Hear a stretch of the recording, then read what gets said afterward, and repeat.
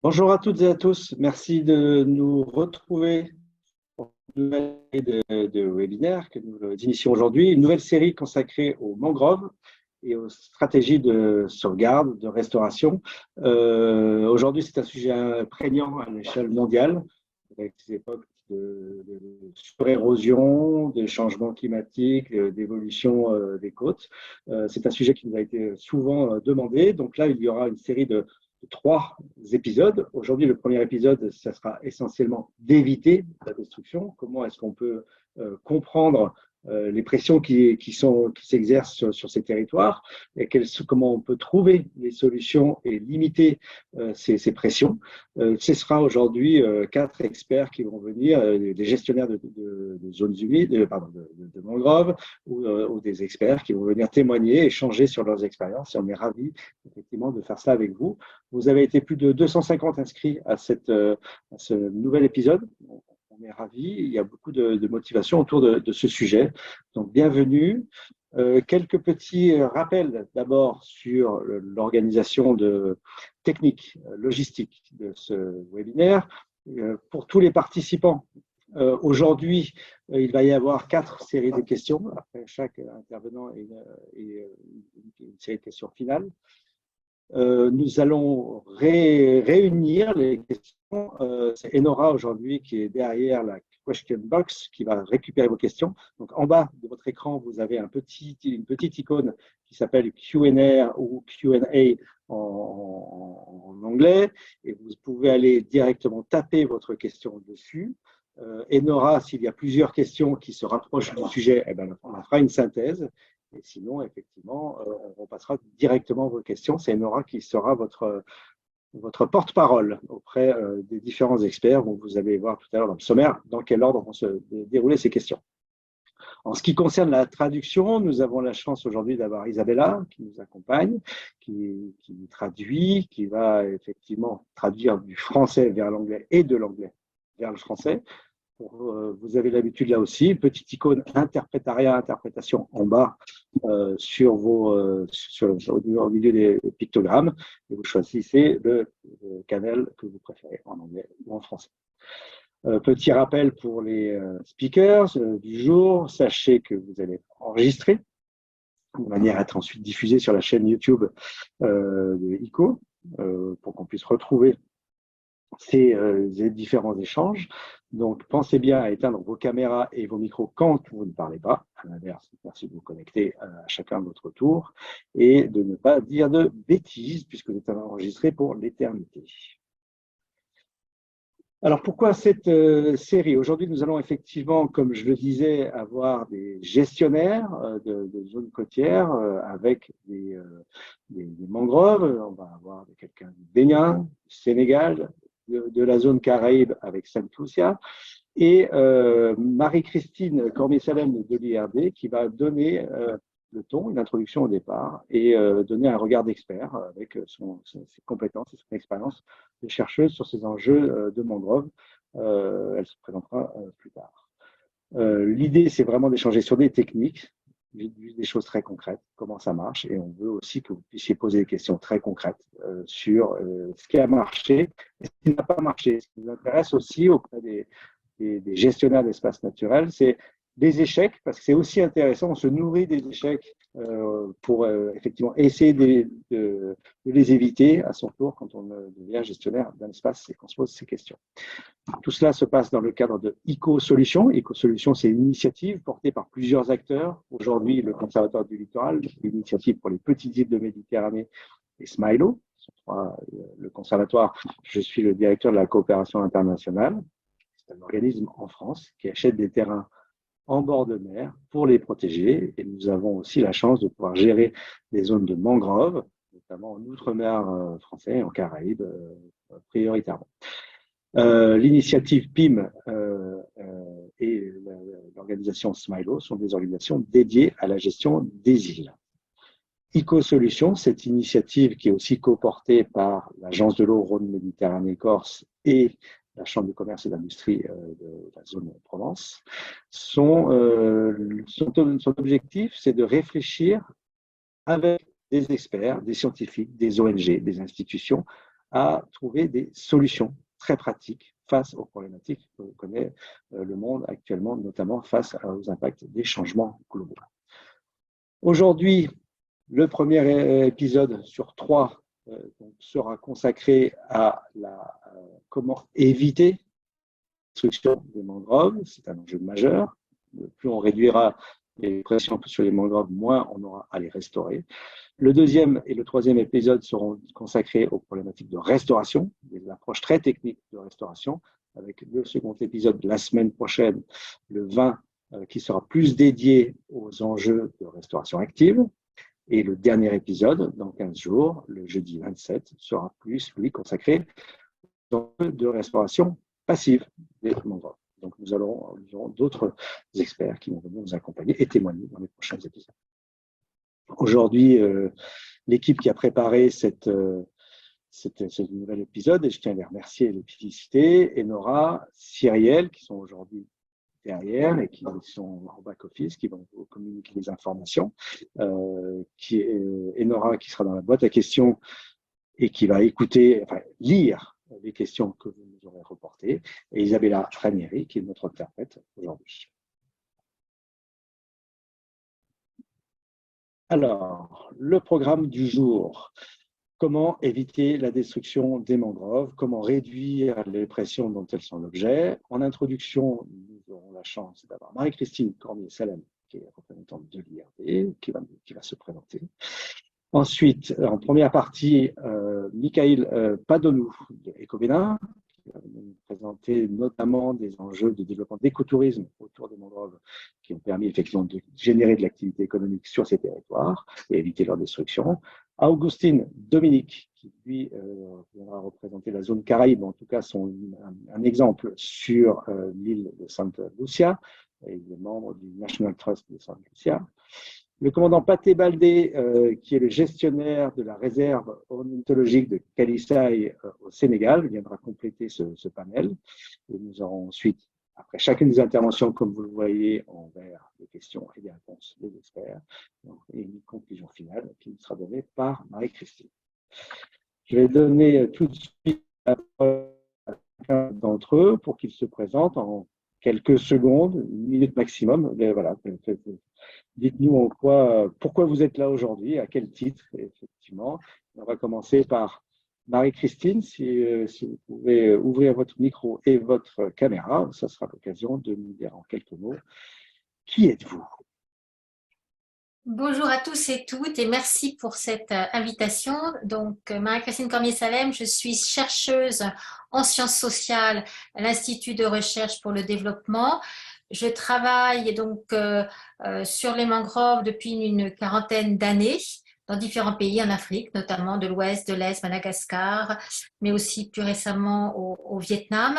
Je suis basée au Muséum national d'histoire naturelle dans une unité de recherche qui s'appelle PALOC, Patrimoine locaux et gouvernance. Et je suis aussi experte à l'IPBES, l'International Platform for Biodiversity and Ecosystem Services.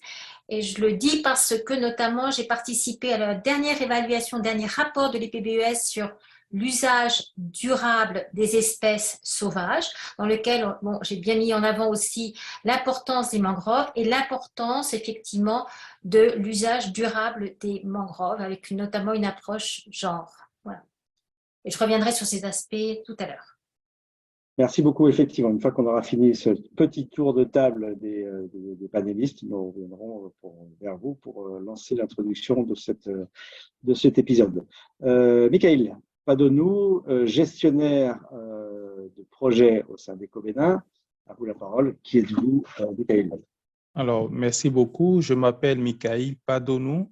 Je suis agronome forestier et je travaille à Ecobénin depuis maintenant 5 ans sur les questions liées à la conservation des écosystèmes des zones humides et notamment la conservation et la restauration des écosystèmes de mangroves.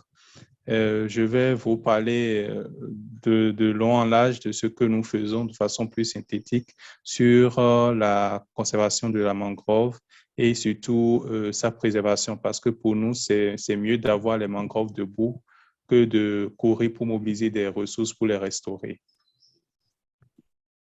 Très bonne phrase d'accroche. Merci beaucoup, Monsieur Padonou. Augustine Dominic, please, who are you, Augustine? Tell me more about you. Good morning. My name is Augustine Dominic. I'm from the small Eastern Caribbean island of St. Lucia. I'm currently working with the St. Lucia National Trust as a conservation manager, but previously I worked with the government of St. Lucia as a protected areas manager. Today I will be speaking about our efforts at restoration within the protected area in the south, on the southeastern coast of St. Lucia, the Puet Sab Environmental Protection Area, and I will be speaking specifically about some of the conservation efforts that we use within that protected area, particularly concerning the mangrove, the Makote mangrove on the southeastern coast of St. Lucia. Thank you.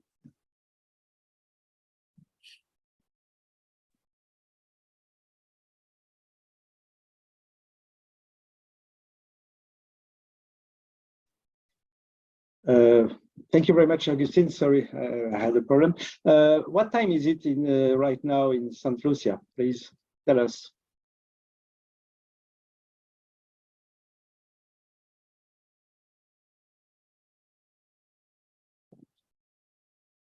Yeah, it is 12 minutes after 10. Okay. 10:12 a.m. Not too early. Great. Thank you very much. Merci beaucoup à Augustine. Nous en saurons plus sur St. Lucia tout à l'heure.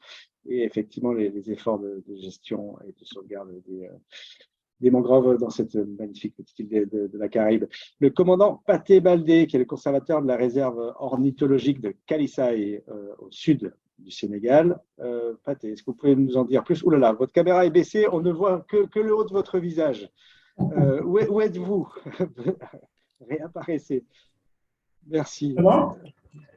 Parfaitement. Dites-nous plus sur qui vous êtes. Merci, M. Fabrice. Je voulais aussi associer mes remerciements à tous les auditeurs de ce panel. Moi, je m'appelle commandant Pathé Baldé, je suis le conservateur de la région ornithologique de Kalissaï et je suis au Sénégal. J'ai une quinzaine d'années d'expérience dans le cadre de la restauration de la mangrove.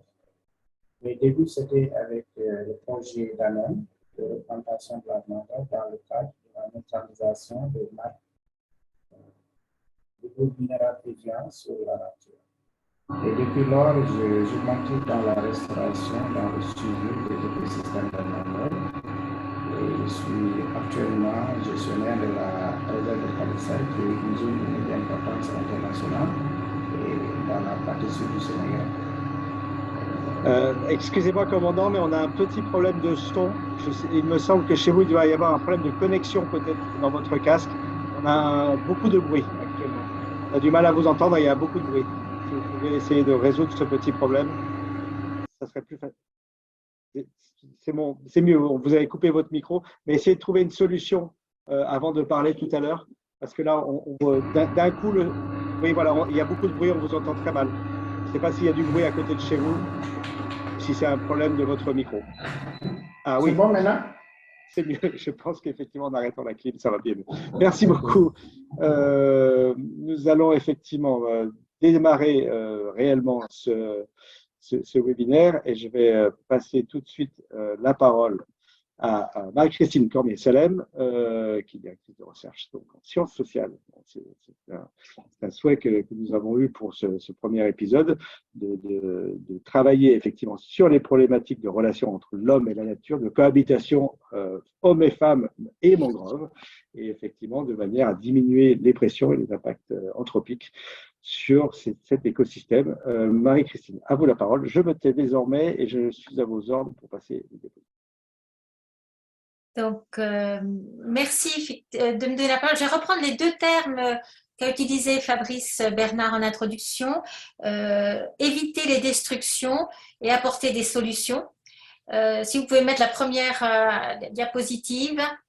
Donc, éviter les destructions et apporter des solutions. Alors, je ne vais pas forcément, avant d'apporter des solutions et des réponses, je pense qu'il faut se poser un certain nombre de questions parce que je dirais qu'il y a énormément de controverses, aussi bien au sujet de la dynamique actuelle des mangroves et au sujet des solutions les plus pertinentes pour les mangroves.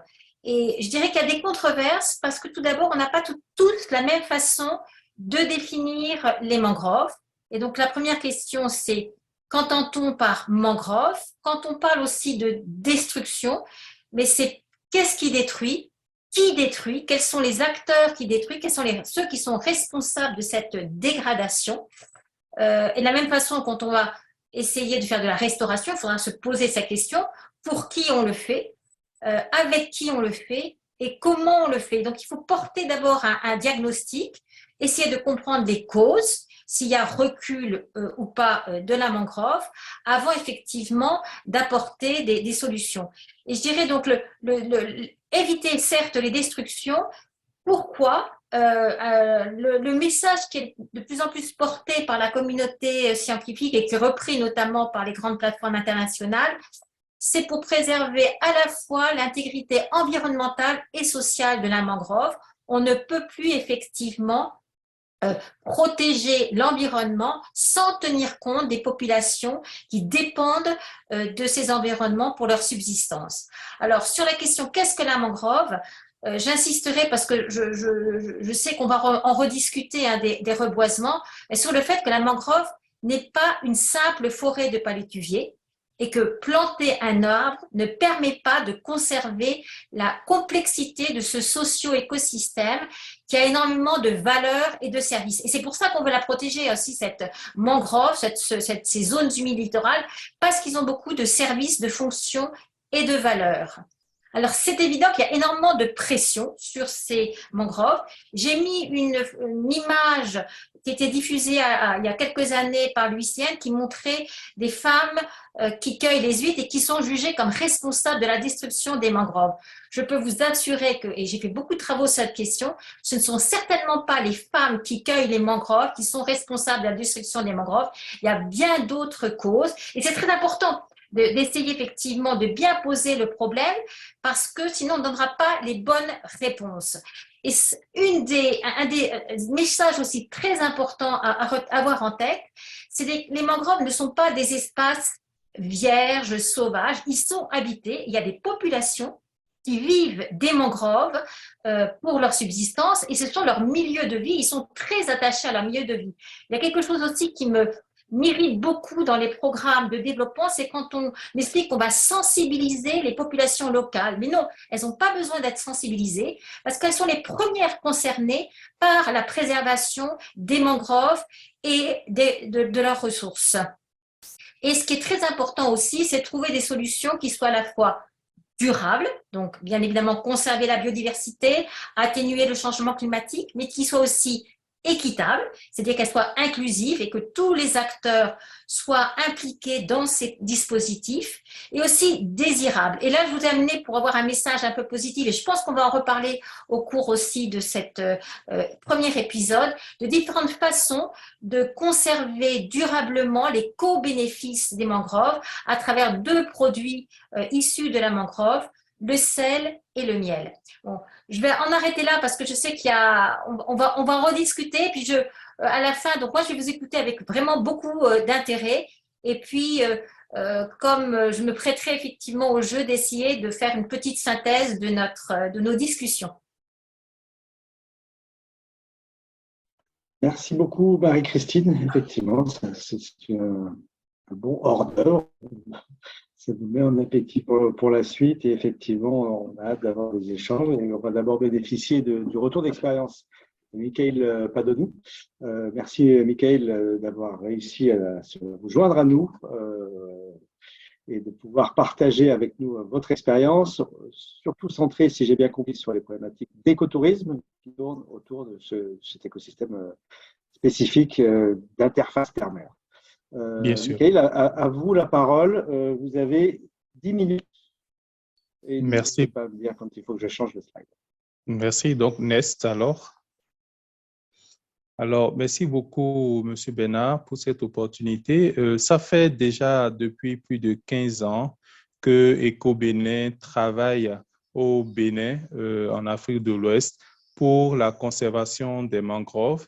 Et parmi tous les projets que nous menons, les plus récents, ou bien le projet le plus récent est le projet Mangrove Économie, qui est un projet qui vise la restauration et la conservation des zones de mangrove pour une économie locale résiliente, sobre en carbone. Et il y a plusieurs activités, actions qui sont prévues dans le cadre de ce projet, dont par exemple la création et la promotion de circuits écotouristiques valorisant la mangrove. Nous allons revenir plus en détail sur cette action.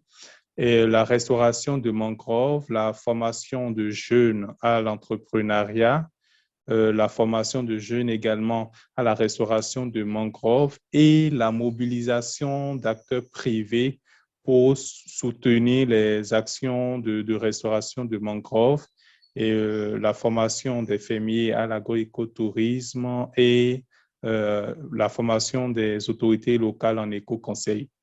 C'est un projet qui a commencé il y a bientôt 3 ans et qui est financé par le Québec Nest.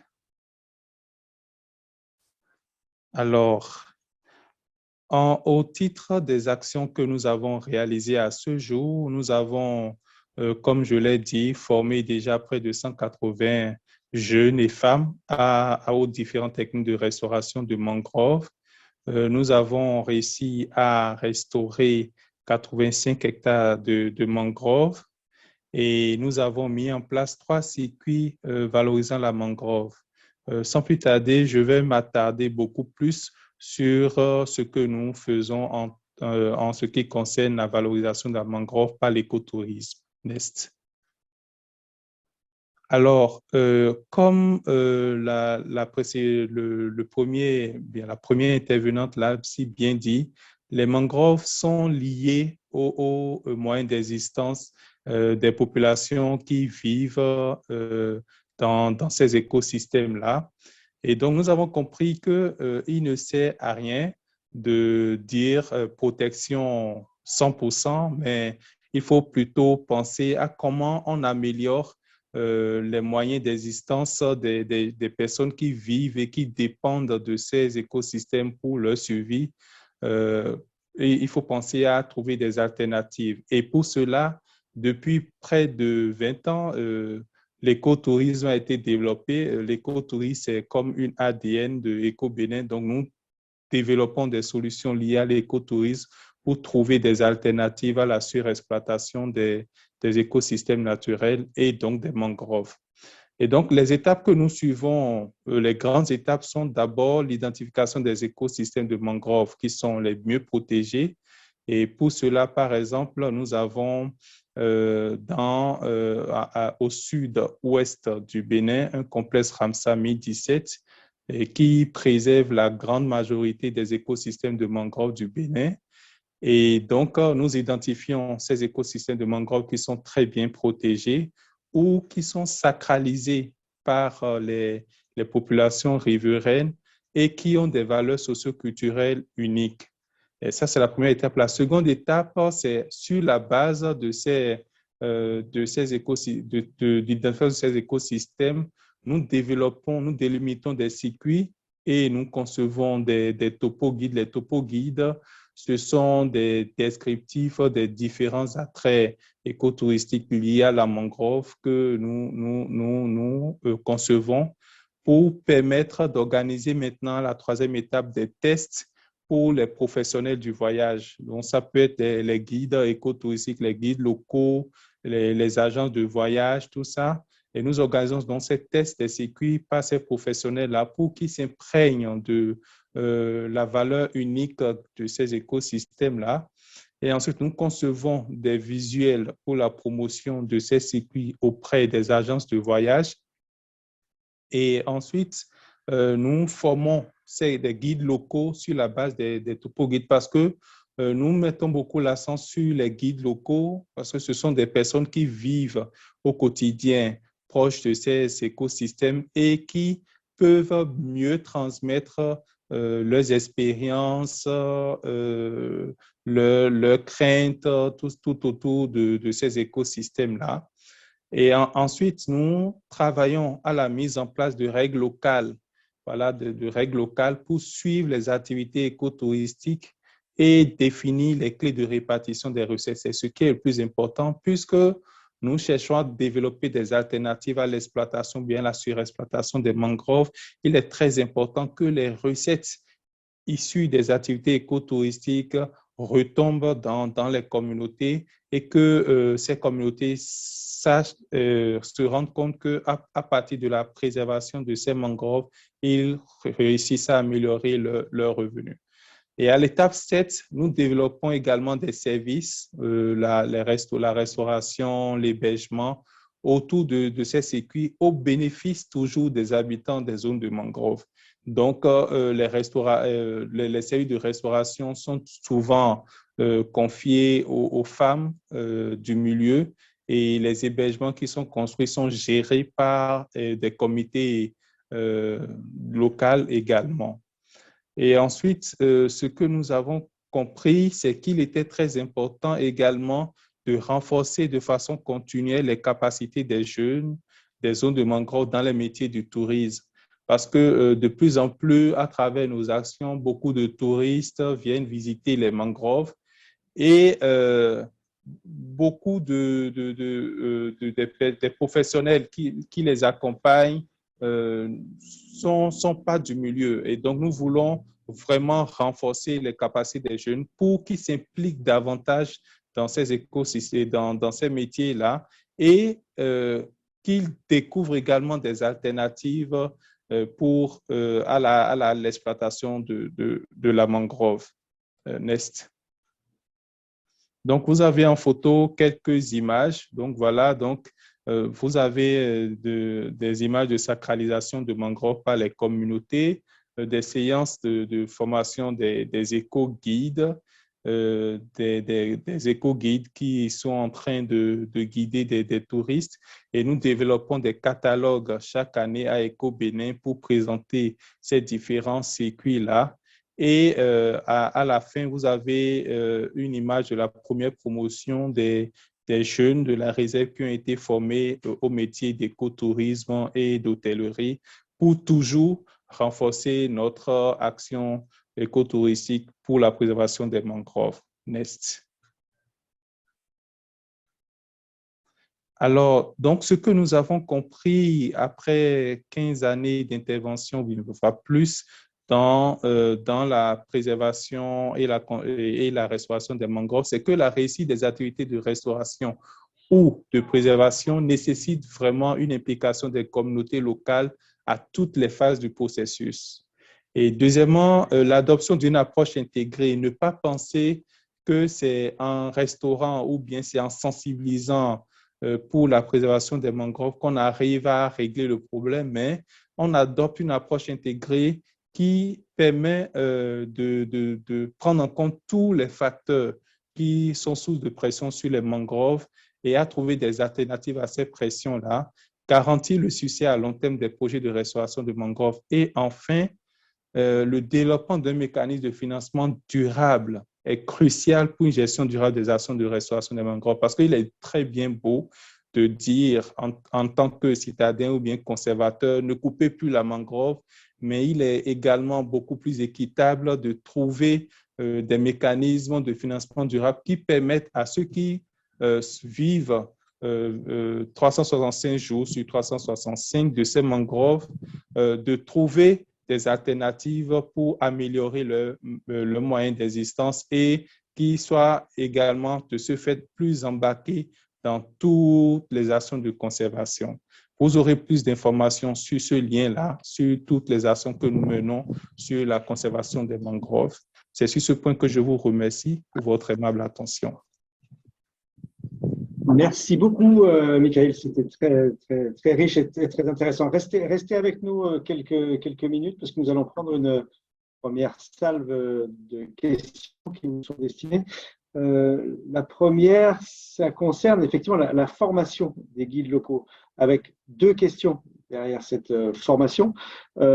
Comment sélectionnez-vous ces guides? Selon quels critères? Selon quel profil? Quel est d'après vous le meilleur profil pour ces guides? Et ensuite, quel type de formation? Est-ce que c'est vous, votre ONG, qui allez faire cette formation vous-même, ou est-ce que vous faites appel à d'autres éco-guides que vous connaissez par ailleurs pour partager des expériences? Voilà. Première question sur la formation des guides. OK. Pour la première question, nous identifions les guides dans les communautés. Ce sont généralement de jeunes gens de moins de 35 ans, hein, qui ont déjà été à l'école, qui ont été scolarisés parce que, bon, pour la plupart, ce sont des touristes européens qu'on accueille. Et donc, il est très important que le guide maîtrise un peu le français. Donc, ce sont ces personnes-là que nous identifions avec l'aide des autorités locales. Donc, les chefs villages peuvent dire, ah, nous avons un jeune garçon qui a été à l'école jusqu'à un niveau, mais qui n'a pas trouvé d'emploi ou qui est passionné par la question. Et donc, ce sont ces jeunes-là que nous enrôlons dans ces formations-là. Et donc, surtout, ce sont des personnes qui sont du milieu, qui sont nés dans le milieu et qui ont passé une partie de leur cursus scolaire dans le milieu et donc qui maîtrisent bien ce milieu et qui sont plus à même d'expliquer, de démontrer l'importance de ces écosystèmes-là à des touristes. Donc, minimum, il faut qu'ils comprennent le français puisque c'est la langue du Bénin, la langue officielle. Et donc, c'est ces personnes-là qu'on accueille. Maintenant, on veut aller plus en avant maintenant à travers le centre de formation qu'on a créé où avec nous avons au Bénin des centres sociaux, les centres de promotion sociale qui permettent, qui nous aident à identifier des jeunes déscolarisés dont les familles sont en situation difficile. Et donc, ces jeunes-là sont identifiés, sont formés dans notre centre et nous les aidons également dans leur insertion dans le secteur également.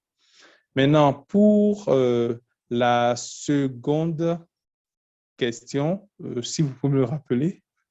Oui, comment est-ce qu'ils sont formés? Est-ce que c'est vous à travers votre ONG ou est-ce que vous faites appel à d'autres éco-guides qui partageraient leur expérience? Voilà, pour cette question, nous travaillons, EcoBénin fait partie d'une fédération des organisations qui sont actives dans l'écotourisme, donc qui regroupe beaucoup de guides et qui regroupe également beaucoup d'experts dans le domaine de l'écotourisme que nous associons à ces formations. Nous avons également le soutien d'organismes belges qui travaillent également avec nous pour renforcer les capacités de ces éco-guides-là pour que leurs prestations se rapprochent un peu plus des normes européennes en ce qui concerne le guidage et autres. Et nous travaillons également beaucoup avec des volontaires, soit français, soit belges, qui donnent un coup de main en ce qui concerne le tourisme, comment ça se passe, comment il faut accueillir, donc qui partagent leurs expériences avec ces éco-guides-là. Merci beaucoup. Avant de passer la parole à Enora, qui a déjà synthétisé une partie de vos questions, je voudrais en savoir un peu plus sur ce que viennent rechercher les touristes qui viennent dans vos lodges, qui participent à vos activités écotouristiques, parce qu'on dit souvent que les mangroves sont des milieux un peu repoussants, humide, avec des insectes, avec des moustiques. Enfin voilà, c'est pas un milieu. Enfin voilà, on est loin de la plage paradisiaque de bord de mer que les touristes viennent rechercher. Qu'est-ce que les touristes viennent rechercher dans une mangrove, dans ces milieux-là où vous les guidez? OK. Je pense que de plus en plus, l'opinion mondiale est sensibilisée sur l'importance des mangroves dans la sauvegarde des espaces fluviaux marins. Et donc, en plus de vouloir comprendre comment ces écosystèmes fonctionnent. Ce qui attire davantage les touristes qui viennent visiter les mangroves au Bénin, ce sont les dispositions traditionnelles qui sont mises en place pour conserver ces mangroves. Ça va être par exemple les actions de sacralisation où on utilise par exemple les divinités vaudou pour préserver ces mangroves-là. Donc, ces expériences authentiques et uniques sont recherchées par les touristes qui veulent comprendre en fait comment ça se passe. En plus de ça, dans ces espaces, les fouilles archéologiques qui ont été menées ont permis de comprendre que depuis plus de 400 ans, des personnes vivent dans ces espaces-là et ont développé des activités liées à ces espaces-là. C'est par exemple la production de sel par le feu. Et donc, les touristes sont également intéressés pour voir ces techniques de production de sel. Et nous associons également à ces visites des activités telles que la libération de tortues marines, puisque ce sont des espaces qui sont fluvio-marins. Et donc, c'est un ensemble d'activités liées à ces mangroves-là que nous proposons et qui attirent les touristes. Merci beaucoup, Michael.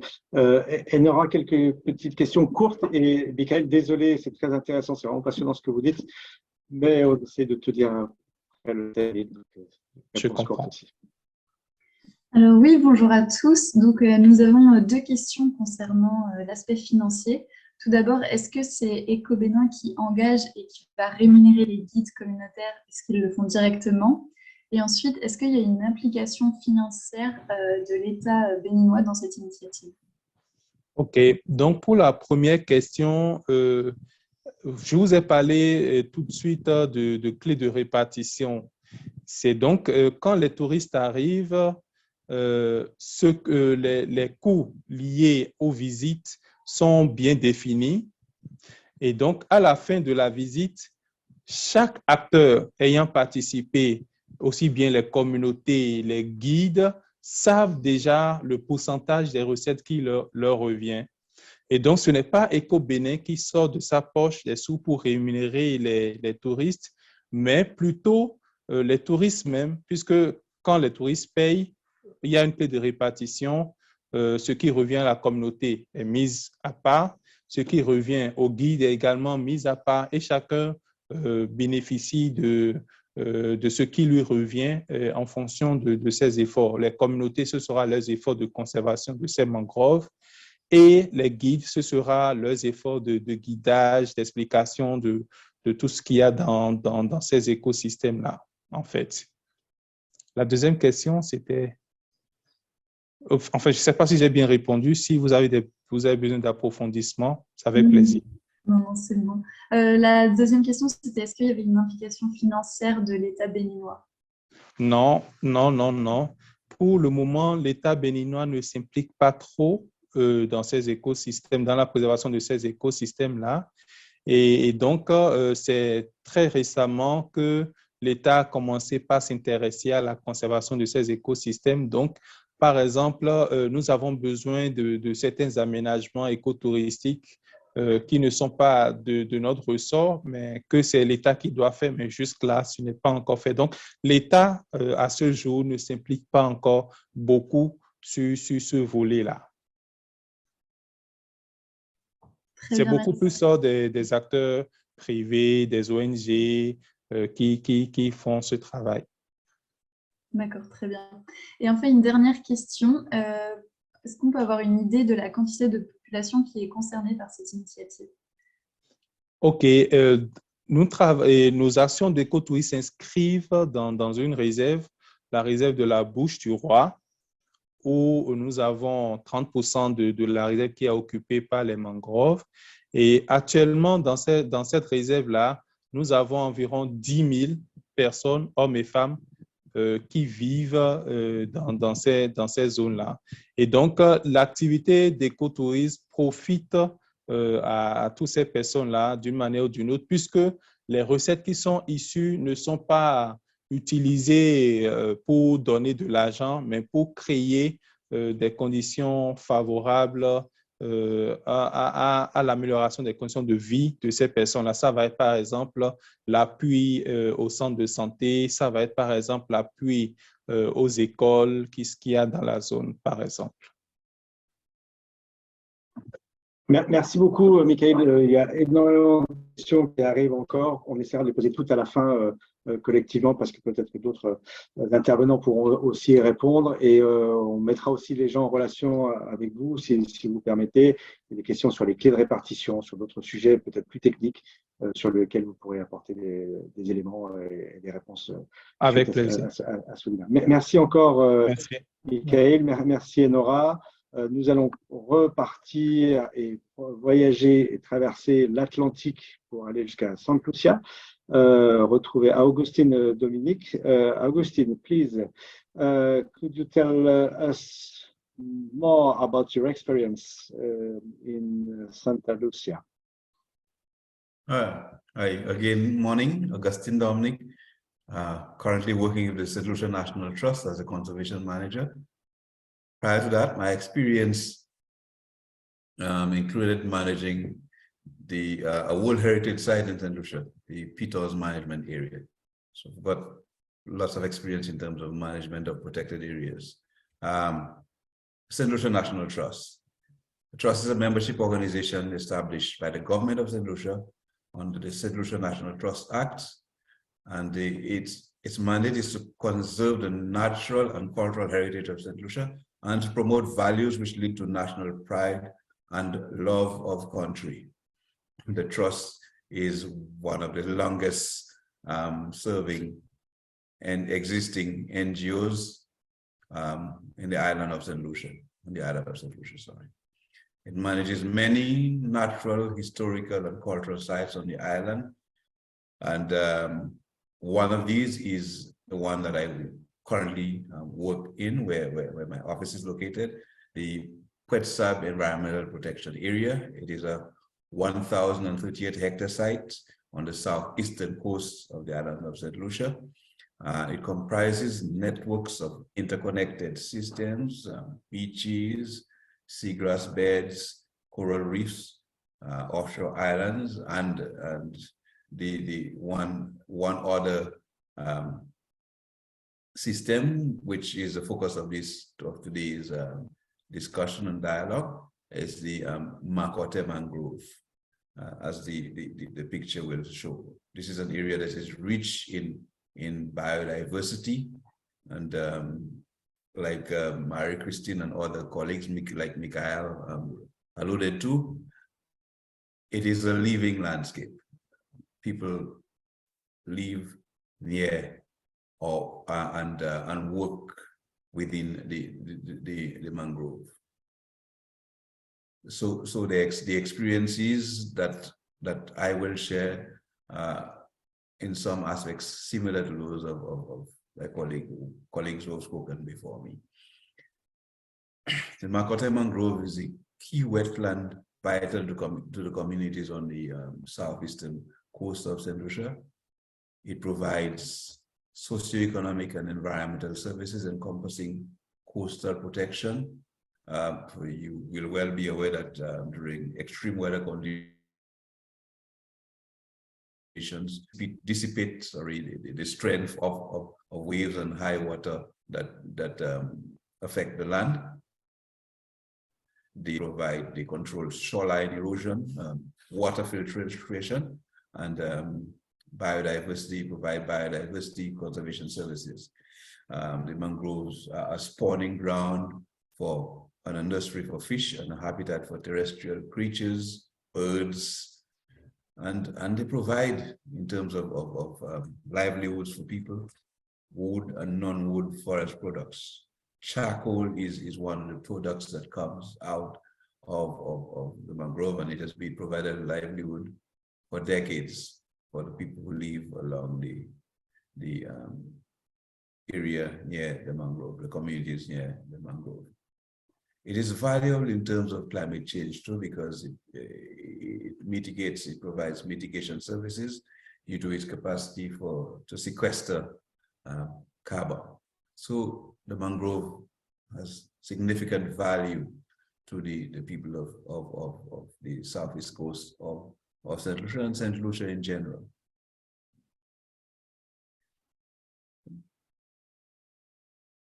So the trust having the mandate for protecting natural heritage on the island has for many years been involved in the management of this important area, which I referred to in previously as the PASIPA. The trust in 2021 implemented an ecosystem-based adaptation project. That project ran for 3 years, and we've just gone through the process of wrapping that up and ending, closing the grant agreement. The aim of this project was to address a significant problem that the mangrove was experiencing. The Makote mangrove was experiencing a dieback problem. A section of the mangrove, it was observed, was undergoing stress and dying due to stress. So the objective of the project, one of the objectives of that project, which had many different components, was to assess and improve the adaptive capacity and ecosystem value of the forest. The assessment was undertaken in 2021 by the Institute of Marine Affairs, it's an environmental agency out of the Twin Island state of Trinidad and Tobago, and they too were involved in the development of a rehabilitation plan for the mangrove. The findings of the assessment was that the dieback was caused by the failure of the mangrove's hydrological system.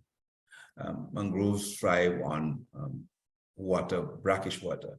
It's a mixture of salts and fresh water, and that mix has to be of a particular type and level to support the existence of the mangrove. And with the assessment found out that the mangrove was not being drained as it should. A lot of the channels within that take water from one side to the next were heavily silted. They were blocked. Some of it in some areas with dead trees, and so in some areas you had very high salinity, and in others the salinity level was not sufficient to support mangroves. So that's why we had a situation of dieback.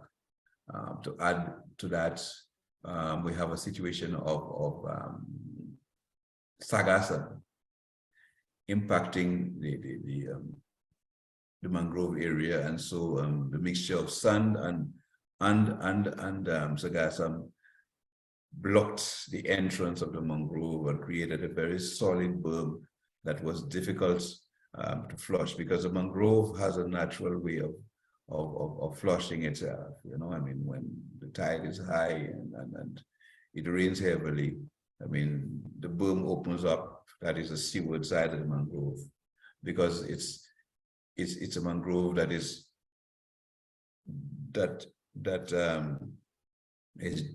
near the sea, and it's joined by there's a sandbank across the mouth, and so that opens up periodically to allow fresh water, seawater to come in, and when it rains, it gets fresh water from the hills, and so the saline salinity levels have to be controlled at a particular level to allow the mangrove to thrive.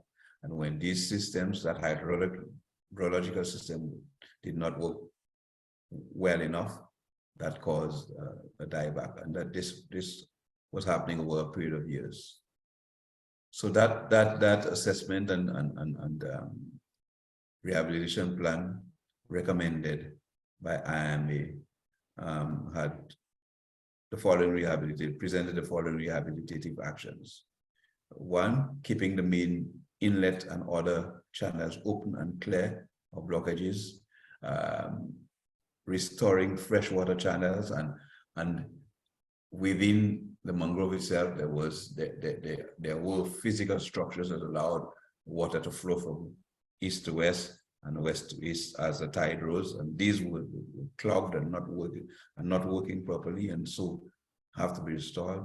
And then the third important element was that mangrove replanting was needed.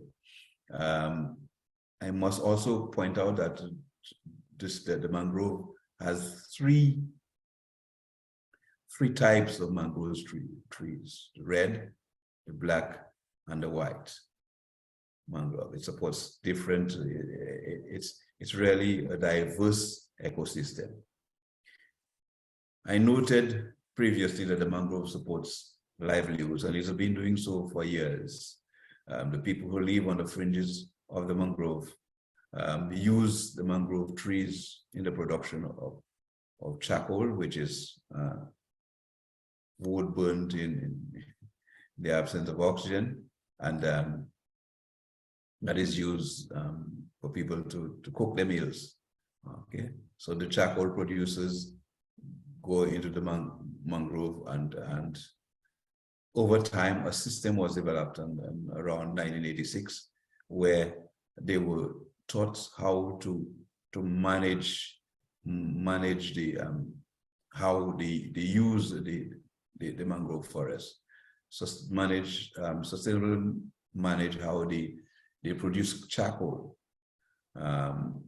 At that time, there were about 18 members of the Opicon Charcoal Producers Group, and they had formed with support from agencies like the St. Lucia National Trust. They had formed themselves into a producers group, and there were 18 of them when they started, 5 females and 30 males, and they were trained in the sustainable harvesting of specific trees, and during where they produce charcoal after this harvest, but they were also supposed to engage in replanting, as you will see, using specific methods to ensure that the plants that they had failed were able to regenerate, and in areas where regeneration didn't happen, they would propagate and replant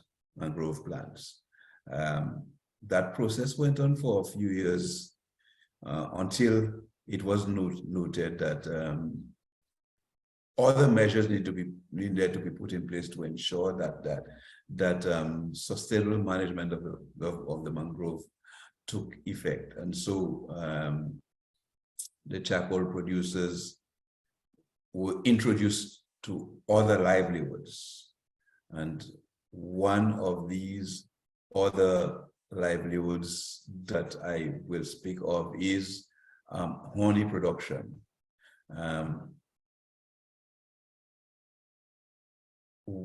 It is noted that some of the honey that is produced from the honey producers that operate within the mangrove is of high quality, and so the mangrove, some of the members of the group were introduced to honey production. They were also introduced to sea moss farming, using the coast and using the mangrove area to help dry the sea moss, what is referred to in Europe and in other areas as Irish moss. But over the last few years, it has been recognized that charcoal harvesting can still be extremely stressful to the mangrove if it is not properly managed. So the decision was taken to reduce the numbers involved in charcoal a few years ago, and the organization received support to introduce these new livelihoods that I referred to, like honey production and sea moss farming. However, there is still a very high dependence on charcoal production, which has to be managed. The process has to involve engaging the charcoal producers and ensuring that they practice the methodology of sustainable management, sustainable harvesting of the mangrove forest. And that is to ensure that some of the challenges that are faced with mangrove dieback do not extend in a manner that will ensure that the problems of the mangrove become unmanageable. So what's happening currently is that efforts are afoot to re-engage with the charcoal producers and to help them understand the importance of this ecosystem, the services it provides. We understand the importance of livelihoods, but these livelihoods will not exist without a healthy mangrove ecosystem. And so this level of this balance must be sought.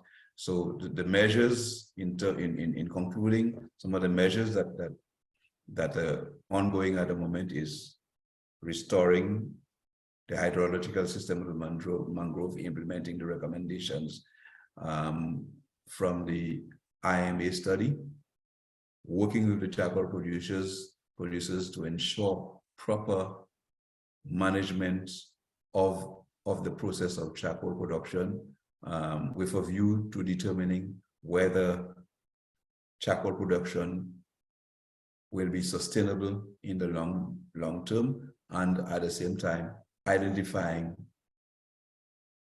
new and sustainable livelihoods that these people can engage in on the fringes of the mangrove, within the mangrove, that will help sustain them and their lives and livelihoods.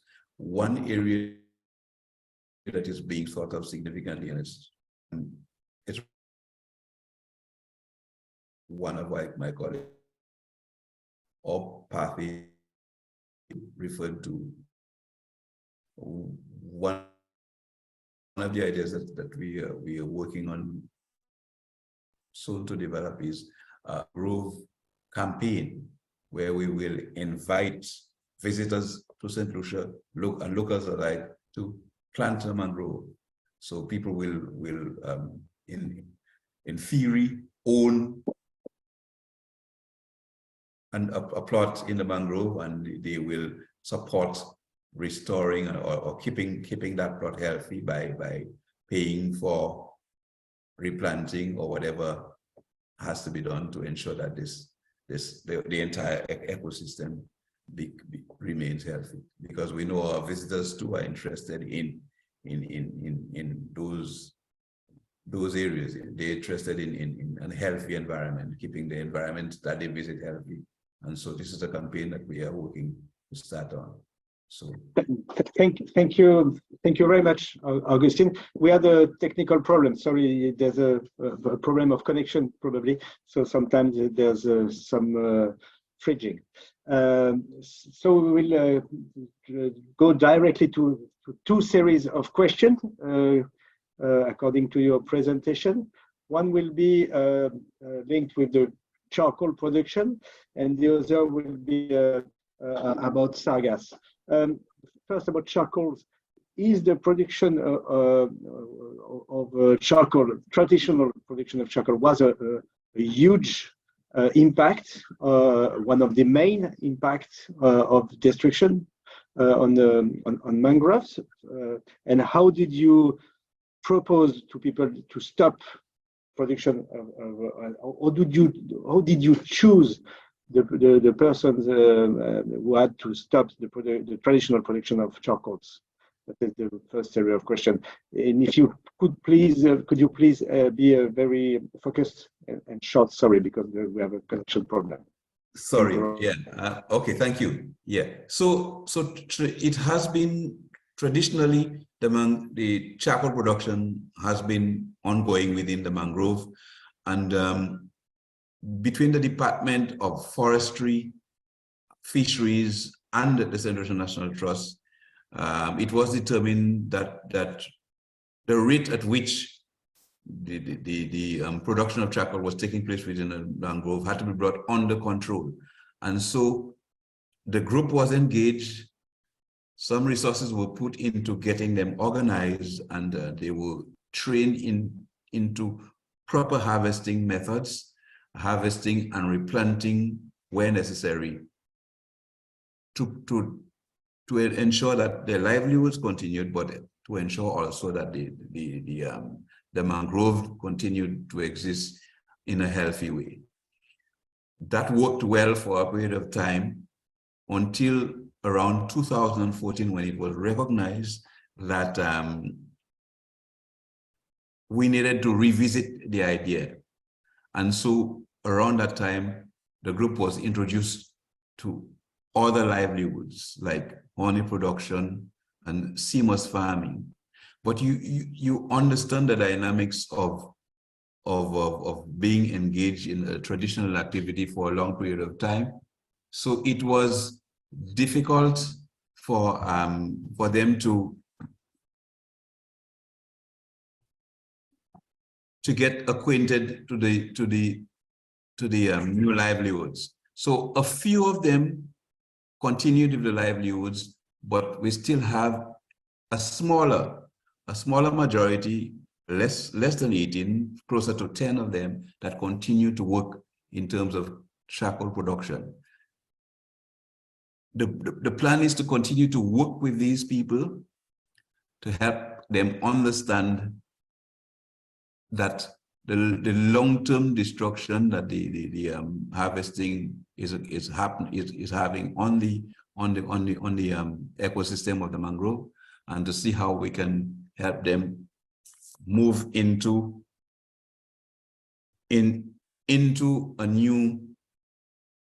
methods into new livelihoods. Sorry, it must be important also to note that after engaging with the group, they were willing to change to other livelihoods. Okay, but the support for them to change has to be sustained. Okay. Okay, thank you.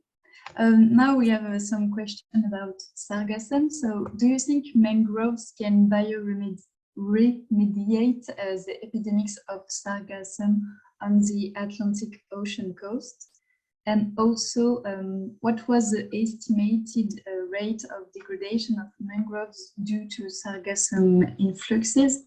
And how do you manage this pressure created by sargassum to rehabilitate mangroves? I can repeat. Yeah. So the first question was, sorry? Do you think mangroves can bioremediate the epidemics of sargassum? I think there are positives and negatives to this. I think one negative, let's take the negative first, is that it's important that the sargassum does not get deep into the mangrove, because and there's a natural barrier that a sandbank that helps with that, and simply because if the sargassum gets into the mangrove, it is going to increase the rate of deterioration in there and impact the salinity and other heavy metals in the mangrove system, and that too will exacerbate the dieback problem. So it's important that the influx of sargassum into the mangrove itself is controlled, and that is controlled naturally by the sandbank. The other problem too is that the positive side of it, which I've already mentioned, is that the mangrove system, because of the sandbank, provides a protection against the influx of sargassum onto the land.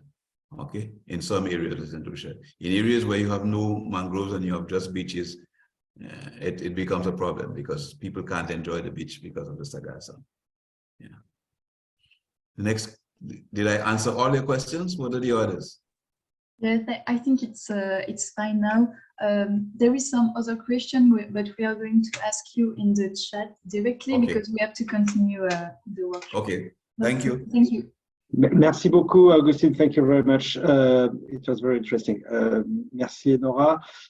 Effectivement, le problème, c'est que nous avons peu de temps, beaucoup de questions. Nous allons poser les questions directement à Augustine et vous répondre dans le chat ou directement sur la question box à vos questions qui ont été abordées dans cette partie-là. Nous allons passer à présent, nous allons retraverser l'Atlantique à nouveau vers le Sénégal et nous retrouver dans la réserve ornithologique de Kalissaï, où le commandant Pathé Baldé va nous faire une présentation d'une des solutions face à la dégradation des écosystèmes de mangroves. Commandant, à vous la parole. Si vous pouvez tenir en 7 minutes comme prévu, je vous en fais capable. Nous en serions ravis. Ça nous laisserait plus de temps pour les questions. Merci à vous. À vous la parole, commandant Pathé Baldé. Merci de m'avoir donné l'occasion de m'exprimer à ce panel. Effectivement, nous avons voulu échanger notre expérience sur la gestion des écosystèmes de mangroves, pour vraiment aussi recevoir des autres. Et les 3 premières présentations que nous avons suivies avec intérêt, nous en avons pris beaucoup d'enseignements. Nous voilà aussi à notre tour de présenter notre projet qui est une solution concrète à la dégradation des écosystèmes de mangroves dans la partie sud du Sénégal. En effet, le contexte de la réserve de Kalissaï est que depuis l'avènement du virus, il y a beaucoup de pêcheurs qui se sont sédentarisés ici. Et certains sont devenus des pêcheurs locaux. Mais vous avez, au niveau du Sénégal, il y a 3 grands sites de débarquement de poissons au Sénégal. C'est d'abord le quai de pêche de Kayar, le quai de pêche de Joal et après sur le quai de pêche de Kafountine, où vous avez annuellement plus de 62 648 tonnes de poissons qui débarquent annuellement. Et parmi ces 62 000 tonnes qui débarquent, il y a presque 70% qui sont transformés localement, soit par séchage ou par fumage. Et le fumage nécessite du bois de chauffe.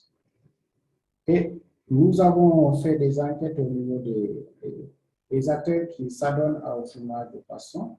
Et les données nous montrent que pour fumer 300 kg de poisson, ils ont besoin presque d'un stère de bois. Et c'est vu l'ampleur de la dégradation que le fumage peut entraîner au niveau de la zone, non seulement pour les écosystèmes côtiers et les écosystèmes terrestres, que nous avons initié avec l'appui de la Fondation Énergie de France et le TPI, le programme politique initiative du Comité français de l'UCL, un projet qui s'appelle Géoformat comme gestion de forêt de mangrove. Donc, flash suivant.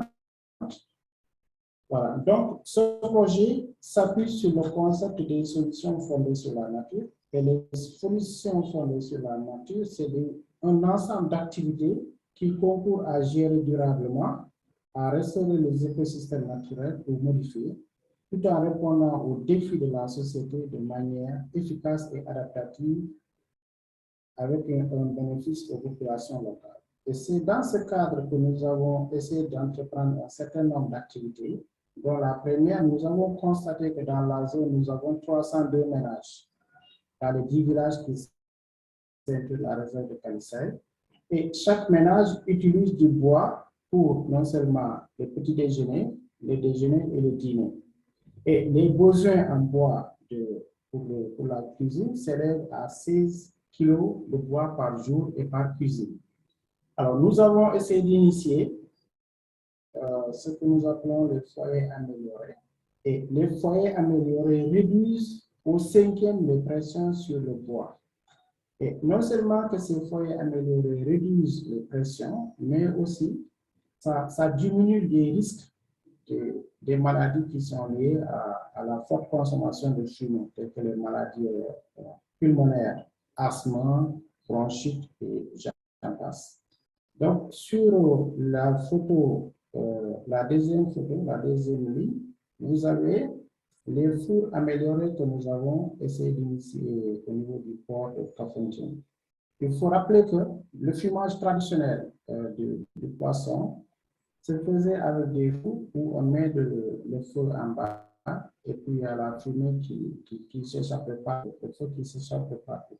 Et l'acteur qui est en train de s'adonner au fumage consomme aussi bien la fumée et est exposé à certaines maladies. Donc, nous avons initié les fours améliorés qui permettent de concentrer la fumée et de faire échapper la fumée par une cheminée en haut. Ce qui fait qu'en matière de consommation de bois, nous passons presque de 1 terre pour 150 kg à seulement 6 kg pour la même quantité à fumer. Et nous avons constaté tout à l'heure avec Marie-Christine qui dit que ce n'est pas les femmes seulement qui détruisent les racines des mangroves. Oui, effectivement. Mais le système de production traditionnel des huîtres sur les mangroves, c'était chez nous, en tout cas, ce système se basait sur la coupe des racines et à la maison avec ces racines qui sont coupées où il y a des huîtres qui sont huîtres. Donc, pour réduire la pression encore sur ces racines de mangrove, nous avons essayé d'initier l'ostréiculture, donc la production des huîtres sur des guirlandes. Et ce système, non seulement qui ne permet pas la coupe des racines de mangrove, mais aussi allège le travail des dames. Parce que les dames, quand elles montent les parcs ostréicoles, ils attendent pendant 6 mois pour venir extraire. Et imaginez que si une dame a 12 parcs ostréicoles, ça veut dire qu'elle va produire chaque mois. Et la qualité aussi des huîtres que nous avons vues sur les parcs ostréicoles était meilleure que la qualité des huîtres qui se fixaient sur les racines des mangroves. Mais aussi même le prix, parce que pour les huîtres qui sont élevées avec des guirlandes, le prix va jusqu'à 6 000 francs le kilo, alors que les huîtres qui s'accrochent sur les racines des mangroves, non seulement qu'elles sont petites, mais le kilo, c'est presque à 3 000 francs. Donc, le kilo passe du simple au double avec l'ostréiculture. L'autre aspect que nous avons essayé de développer dans le cadre du projet GFOMA, c'est la prospection des sites. La prospection se fait avec un certain nombre d'outils tels que le salinomètre pour voir le taux de salinité des sites qui sont dégradés, le pH mètre pour voir le taux d'acidité des sites qui sont dégradés, mais aussi pour voir la vase, mais aussi la présence de l'eau à marée basse. Un nombre d'activités de prospection qui nous permettent de juger pour voir est-ce que c'est des sites qui sont propices au reboisement de la mangrove ou pas. Diapo suivante. Diapo suivante.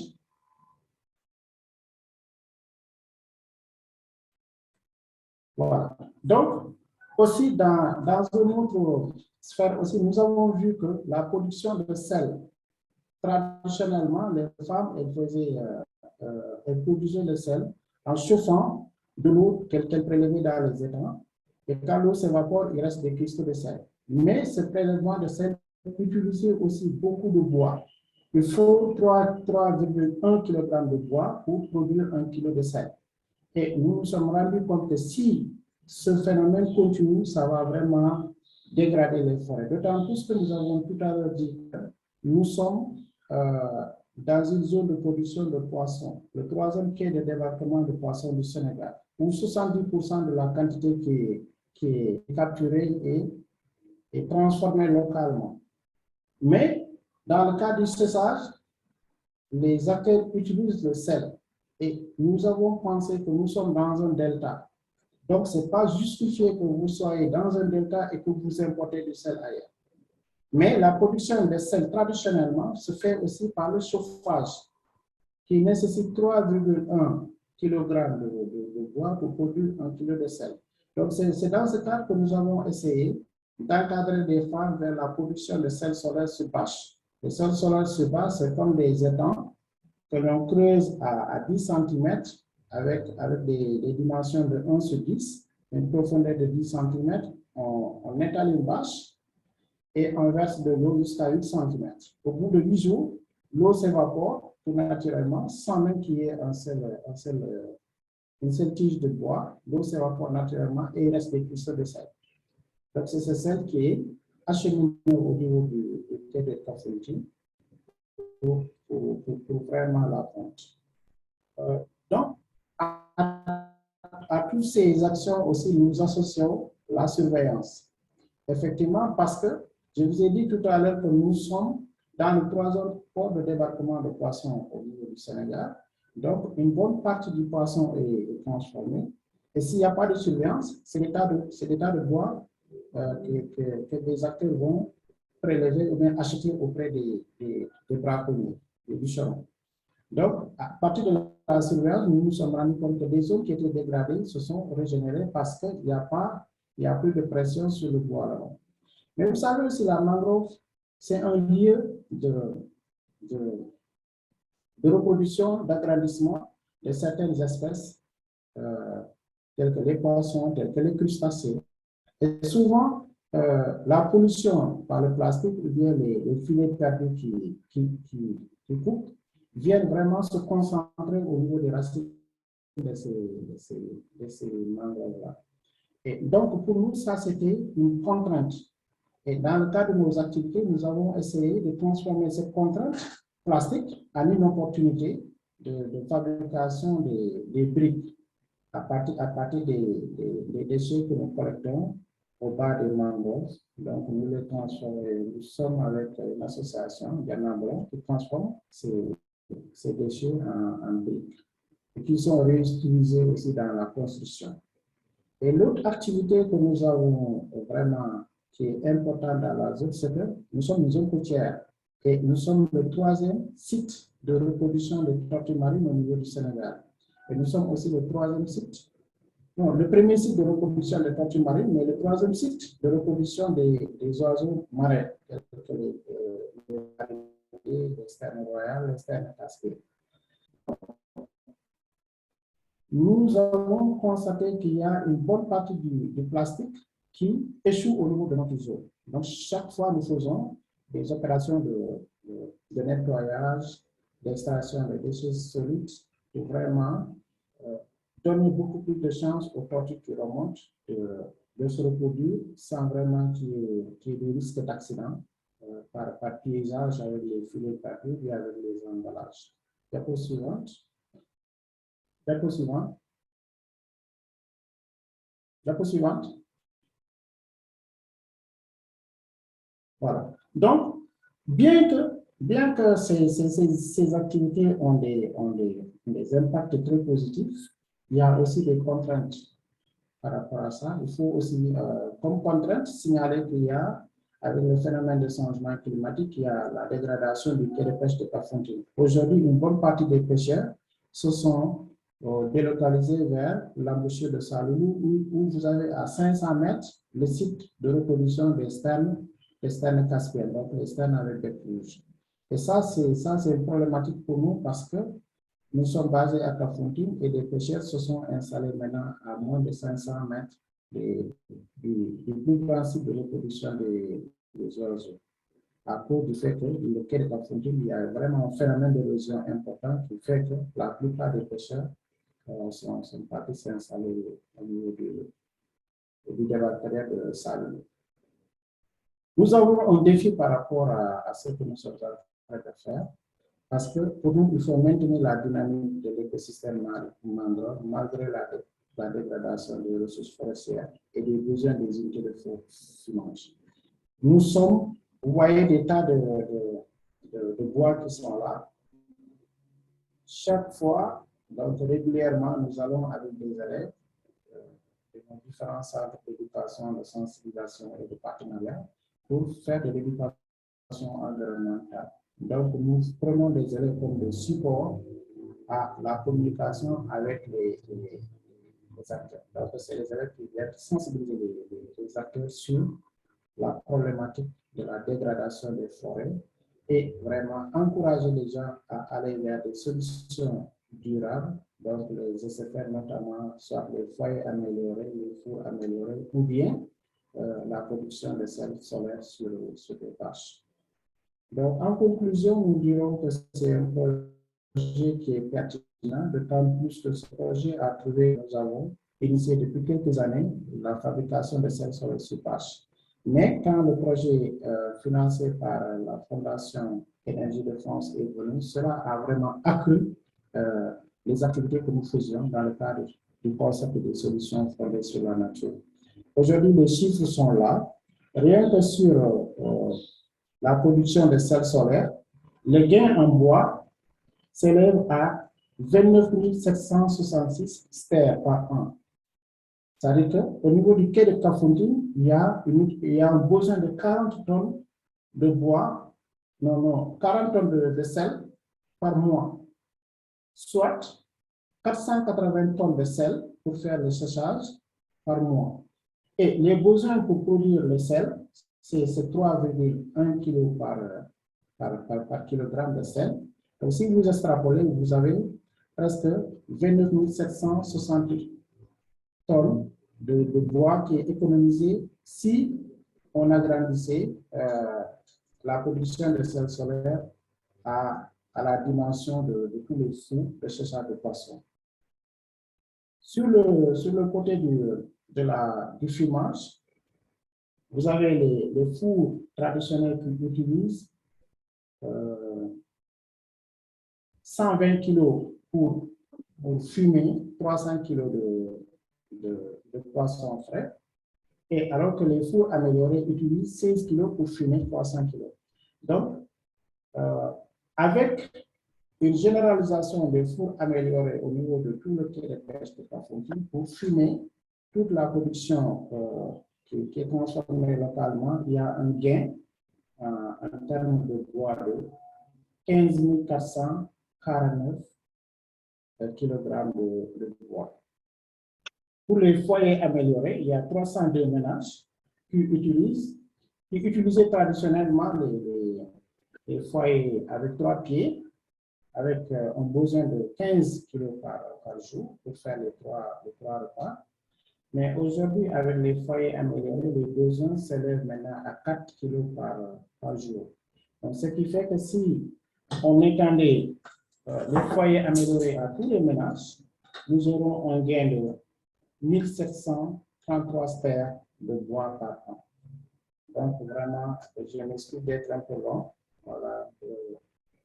Merci. Commandant, je vous remercie pour votre présentation très claire et très enthousiaste. On sait effectivement que vous êtes impliqué dans ce projet et c'est très enrichissant pour nous tous de vous entendre là-dessus. Effectivement, on a un petit peu explosé le temps qui nous était imparti, donc je me permets de vous interrompre pour poser quelques questions qui nous sont parvenues.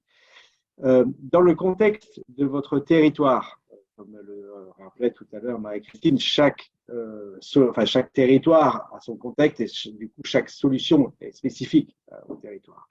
Par rapport à votre contexte territorial, s'il y avait une seule des activités que vous nous avez présentées à conserver, laquelle ce serait, en quelques mots, et pourquoi? Bon, dans le contexte de la réserve de Talisay, si nous devons présenter une seule activité à choisir, je pense que ça va être l'activité de finance. Puisque les ménages, vous savez, nous sommes en milieu rural. On ne peut pas du coup empêcher aux gens d'accéder aux ressources forestières qui les entourent. Mais si vous allez au niveau du quai de pêche, vous voyez que c'est des véhicules qui entrent tous les jours. Et aujourd'hui, le département de Bignona, toutes les formations forestières terrestres sont presque dégradées. Aujourd'hui, la menace, c'est la réserve de Talisay où vous avez 30 014 hectares, dont plus de 85% sont constitués des écosystèmes de mangrove, soit c'est des rhizophoracées, des avicéniacées, des lagopolariacées ou bien des conocapus. Mais l'espèce la plus ciblée dans le cas du fumage, à cause de ses valeurs physiques et vraiment de sa résistance, c'est l'espèce de rhizophoracée. Et c'est cette espèce d'ailleurs qui protège les installations humaines contre les vents violents en termes de brise-vent, qui protège aussi les exploitations rizicoles contre la salinisation, parce que cette espèce, elle peut concentrer l'excès de sel dans son feuillage. Et lorsque le feuillage est saturé en sel, il tombe, et donc du coup, le sel ne s'échappe pas. Mais aussi, c'est une espèce où il y a les espèces halieutiques qui naissent, grandissent, se protègent dedans avant d'aller dans les bolons pour être pêchés. Donc, si le climat traditionnel continue, je suis sûr que moi, quand je venais dans la zone, la stère de Charette coûtait 2500. Aujourd'hui, la stère est à 40 000, presque 40 000 et 35 000. Aujourd'hui, certaines personnes sont même en train de couper les manguiers qu'ils ont plantés chez eux pour aller vendre. Parce que c'est devenu très cher de voir du bois. Les gens vont jusque dans la région de Séville pour aller chercher du bois pour alimenter les unités de fumage de Cap-Fontaine.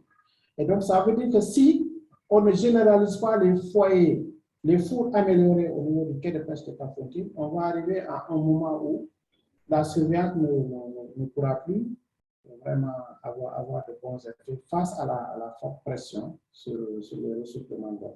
Donc, moi, je pense que la solution aujourd'hui, c'est de généraliser les foyers et les fours améliorés dans le cadre du fumage de poissons. Merci beaucoup. Une ou deux petites questions de l'appareil Nora. Et commandant, s'il vous plaît, si vous pouviez être rapide dans votre réponse. Je sens bien que vous êtes motivé, que vous avez plein de choses à nous dire, mais malheureusement, on arrive au bout. J'en suis vraiment désolé. Du coup, une question. Quelles sont les procédures de contrôle de qualité sanitaire des huîtres de mangrove pour la consommation humaine, si vous savez? Et quoi? Quelles sont les qualités? Les procédures de contrôle de qualité sanitaire pour les huîtres de mangrove concernant la consommation humaine. Bon, à l'état où nous sommes, nous n'avons pas de procédures comme ça. Sauf que nous avons un formateur qui est une personne de ressources externes au niveau de la réserve, qui a eu à bénéficier d'une large compétence en matière de renforcement de capacité sur la formation sur les guirlandes. Donc, ce formateur, après avoir formé les femmes, essaie de les initier aussi au sujet des huîtres. Donc, chaque bimestre, les femmes viennent pour vraiment nettoyer, enlever de la boue sur les guirlandes. Vraiment, les qualités des huîtres que nous avons, en tout cas, sont appréciées aujourd'hui et même exportées dans les autres régions du Sénégal.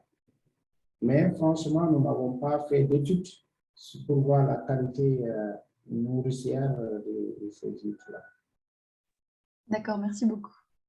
Et une autre question, en dehors des foyers améliorés, c'est quoi les autres alternatives de lutte contre la coupe de bois de mangrove? Si vous en avez d'autres autres que vous avez présentées. À part les foyers améliorés, je voulais y revenir que c'est dans le cadre de la cuisson des aliments pour les usages domestiques.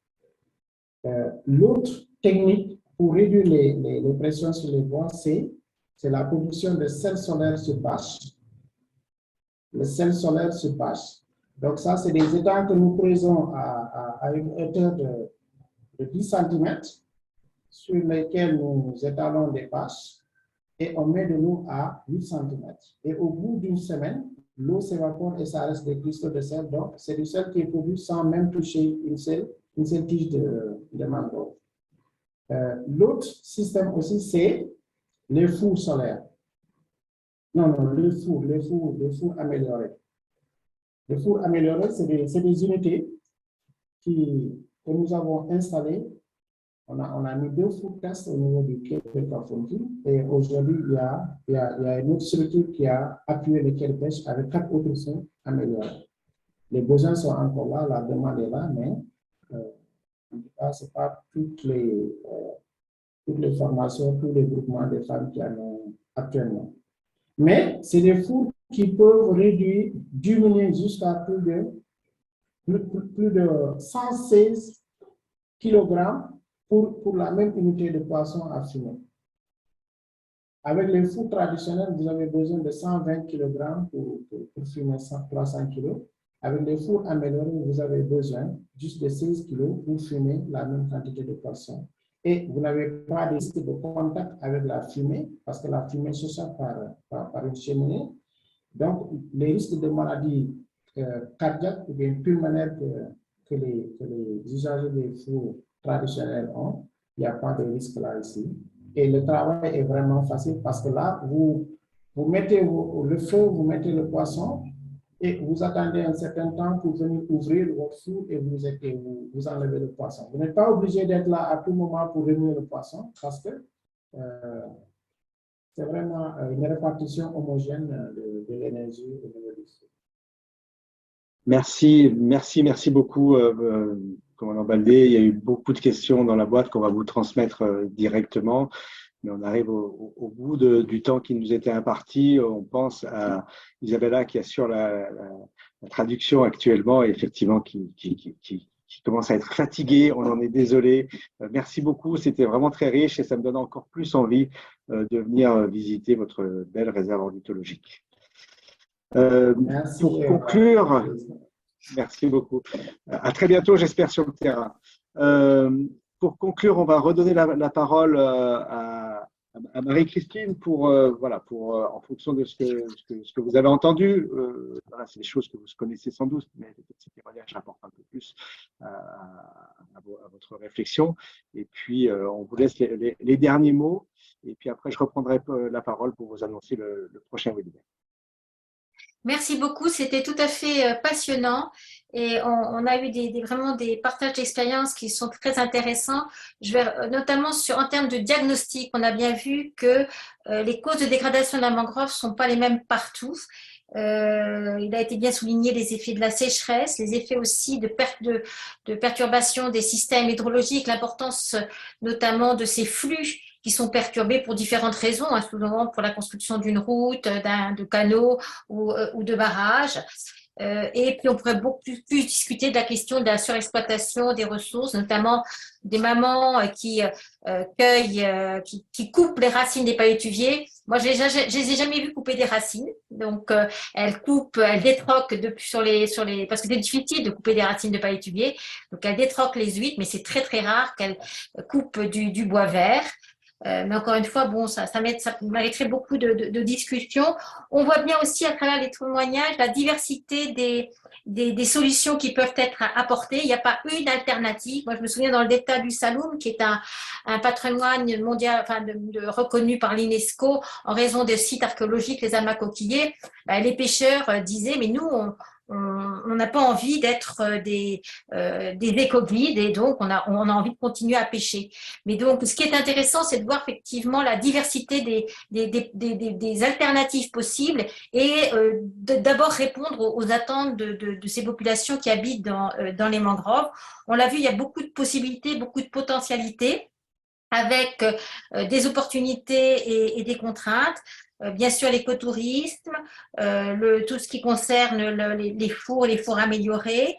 Sur les huîtres, il y a eu pas mal aussi d'expertise, d'échanges d'expertise avec des ostréiculteurs qui invitent à renoncer notamment à l'élevage sur des guirlandes et qui prônent davantage d'autres techniques qui sont moins coûteuses à la fois en temps de travail et en équipement. Sur la qualité des produits, donc il y a beaucoup de produits issus des mangroves, hein. On a parlé du miel, il y a des coquillages, il y a des crabes. Ce qui peut être intéressant aussi, c'est d'explorer toutes les formes de traçabilité, de labellisation et de certification. Il y en a. Et moi, ça m'invite tous ces échanges d'expériences à dire que ça serait très bien d'essayer de mettre en place des communautés de pratique et des échanges d'expériences entre usagers locaux. Dans mes mots de résumé, je voulais vraiment insister à nouveau, il n'y a pas une mangrove. mais très diverses mangroves avec encore une fois des dynamiques contrastées. Toutes les mangroves ne reculent pas et notamment les dernières années, on voit une progression de la mangrove, notamment justement dans les pays dont on a parlé, notamment au Sénégal, il n'y a pas un recul, donc il n'y a pas un recul irréversible des mangroves, mais il peut y avoir aussi une progression. Ce qu'on voit, et j'insiste encore une fois, il n'y a pas une stratégie, mais différentes stratégies qui doivent être adaptées aux contextes locaux. Importance aussi de considérer que les solutions ne sont pas, en tout cas, elles ne sont pas que techniques, mais elles sont souvent davantage socio-culturelles et politiques, avec des questions cruciales en termes d'accès et de tenure. On a parlé notamment d'accès au financement, ça c'est quelque chose de très important, accès à l'information, à l'éducation, l'importance aussi de la participation des communautés locales à toutes les étapes du processus, l'importance aussi de tenir compte des savoirs et des savoir-faire, avec une expertise locale qu'il ne faut pas ignorer. Et donc, avant de transférer des techniques qui viennent d'autres régions ou d'autres pays, il faut d'abord, encore une fois, s'appuyer sur ce qui existe localement. Et enfin, je dirais que ce qui est très important, on dit, pourquoi ne pas détruire les mangroves? Bon, on voit bien qu'il y a beaucoup de services et d'aménité au niveau local, mais c'est aussi au niveau international, parce que le maintien des mangroves est très important pour maintenir la biodiversité marine, pour atténuer le changement climatique. Mais tout ça doit se faire en bonne intelligence, à la fois pour préserver le bien-être des communautés locales et puis notre bien-être à tous qui devons partager, qui avons un destin commun, qui devons partager cette planète qui est commune. Et donc, c'est bien une question, effectivement, d'habiter ensemble et en commun cette terre et donc d'essayer de favoriser toutes les démarches de solidarité, je dirais, intra- et intergénérationnelle. Donc, je pense que beaucoup de questions qu'on a abordées aujourd'hui, on n'a pas pu, j'ai vu aussi il y a eu beaucoup de questions très opérationnelles, mais j'imagine, et je vais redonner la parole à Fabrice, parce que je sais que le temps est compté, on pourra les aborder au cours des autres épisodes. En tout cas, merci pour ces débats et ces interventions vraiment très riches. À mon tour de vous remercier, Marie-Christine, pour cette synthèse très claire. Et effectivement, il n'y a pas une solution parce qu'il y a plein de problèmes différents et plein de contextes différents. Et on est dans des relations homme-nature, de cohabitation qui sont souvent complexes. Donc, je retiens aussi de votre synthèse ces besoins à une échelle peut-être plus globale, puisque ça existe parfois à des échelles régionales ou micro-régionales, à une échelle globale, plus d'échanges et des communautés de pratiques, des réflexions sur des enjeux de filière, où il va y avoir des échanges techniques. On l'a vu effectivement dans la boîte à questions, beaucoup de questionnements très pratiques et très opérationnels, et ça serait vraiment important que les gens puissent échanger sur ces enjeux-là. En tout cas, merci à tous, merci de votre participation. Vous avez été très nombreux aujourd'hui. On vous espère aussi nombreux pour les prochains épisodes. La semaine prochaine, on se retrouvera jeudi soir à nouveau pour un nouvel épisode sur les mangroves. Et effectivement, là, on sera plutôt centré sur les enjeux de la restauration active sur le terrain. Et donc, on retrouvera Marie-Christine, mais aussi trois nouveaux intervenants, Johanna, Jorge et Alioune, de Mexique et du Sénégal. Et en tout cas, merci mille fois à tous et à tous. Marie-Christine, je l'ai déjà dit, mais je redis tous mes remerciements à Michael, Augustine et commandant Pat et Baldé, et aussi surtout à Isabella, et avec toutes nos excuses pour ce retard. Merci à Isabella d'avoir tenu jusqu'au bout. Merci à tous. À la semaine prochaine, je l'espère. D'ici là, nous essayons de répondre à toutes vos questions en direct, en échangeant avec nos experts. Merci à vous. Et si vous êtes intéressé par les îles et les chars, venez nous rejoindre mardi soir, parce que nous avons un webinaire à la même heure sur les problématiques de gestion des chats sur les petites îles. Merci à tous. À mardi ou à jeudi.